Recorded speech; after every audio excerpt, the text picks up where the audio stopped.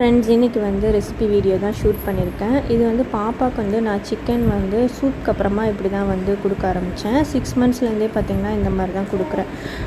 ரொம்ப விரும்பி சாப்பிடுவாங்க. இது மாதிரி நீங்களும் ட்ரை பண்ணி பாருங்கள்.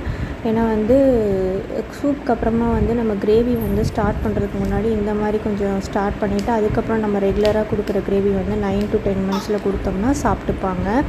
ஸோ கடாயில் பார்த்திங்கன்னா நல்லெண்ணெய் சேர்த்துட்டு வெங்காயம், இஞ்சி பூண்டு பேஸ்ட், தக்காளி, அதுக்கப்புறம் சிக்கன் போன்லெஸ்ஸாக எடுத்து வச்சுருக்கேன். மசாலாவுக்கு பார்த்திங்கன்னா ஜீரகத்தூள், பெப்பர் தூள், அப்புறம் மஞ்சள் தூள், இது மட்டும்தான் சேர்த்துருக்கேன்.